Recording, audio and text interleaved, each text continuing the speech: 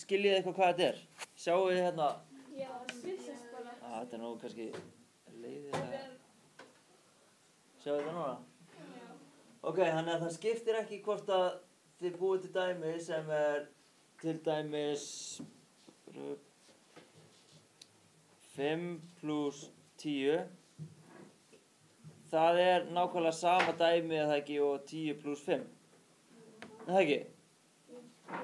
Þannig að víxlreglan, þetta hún. Það skiptir ekki máli hvort það sé A + B eða B + A. En gildir víxlreglan í mínus? Skiptir máli hvort það sé 5 - 10? Það sama og 10 - 5? Hvað þetta hérna? Þetta -5. -5. Og hvað hérna? Hérna 5. Flott. Ok. Má reikna svigan fyrst eða ekki? Það ekki? Þú veist, við erum að einfalda okkur. Ef við værum til dæmis með dæmi sem væri einhvern veginn svona.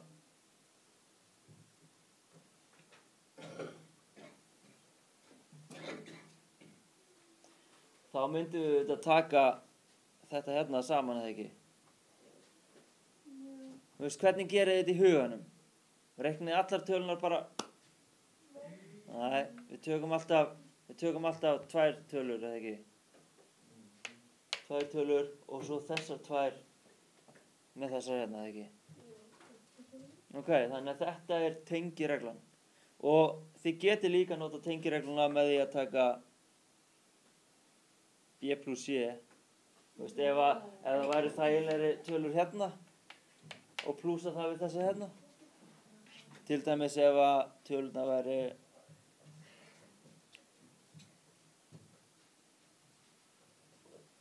þá myndum við alltaf taka þessa hérna eða ekki?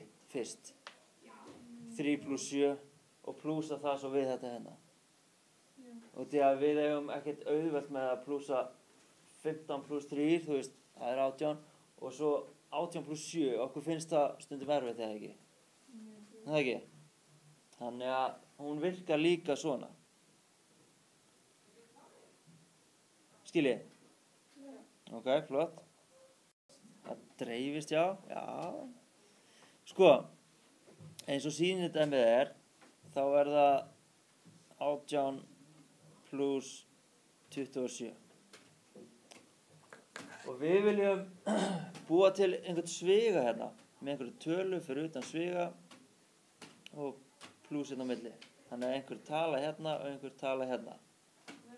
Setja 18 og 2 í sviga. 18 og 2.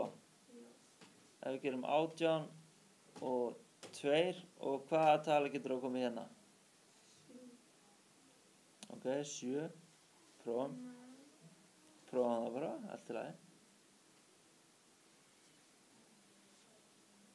Hvað 7 sinnum 18?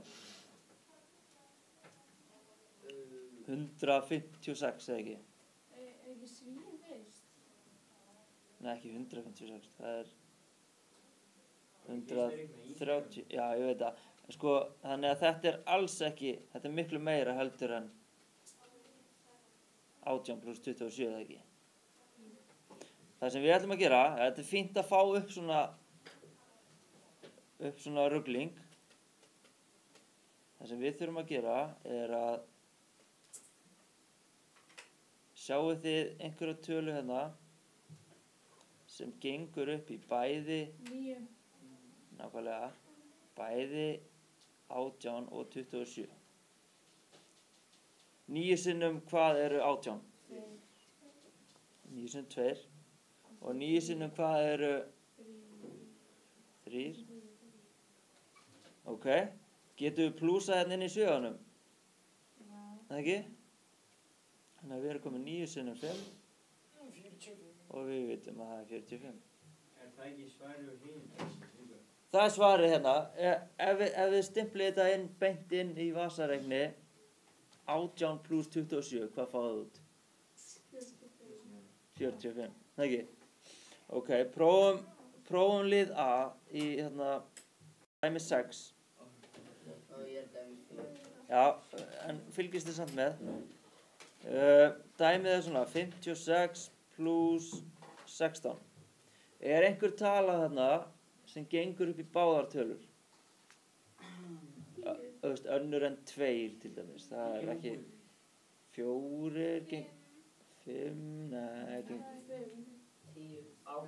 8, það ekki?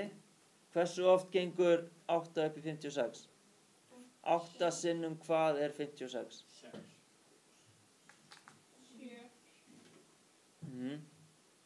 Þannig að hvernig verður þetta hjá okkur hérna? Það verður 7 hana. Hvað? Inn í 7 hana. Inn í 7 2 hérna að því að 2 sinnum 8 eru 16, eða ekki? Og svo 8 hérna. Ok, prófum þetta. 7 pluss 2, hvað er það mikið? Og hvað fáum við út úr þessu? Ég fá 62. Og er það sama og 56 pluss 16? Já. Er það ekki? Jú. Vita þá allir hvernig dreifireglan er núna? Þannig að nú þurfum við að pæla bara svolítið hvaða tölur ganga upp í báðar þessar tölur og við setjum þá tölur fyrir utan sviga. Í dreifurögnu er alltaf svigið þetta. Já. Dæmin eru alltaf svona, segja Breki. Ég gera hring hérna utanum. Kannski ætti ég að koma með geislasverði. Nice. Ok, alltaf svona. Þetta er dreifreglan. Herru, þá getum við bara haldið áfram.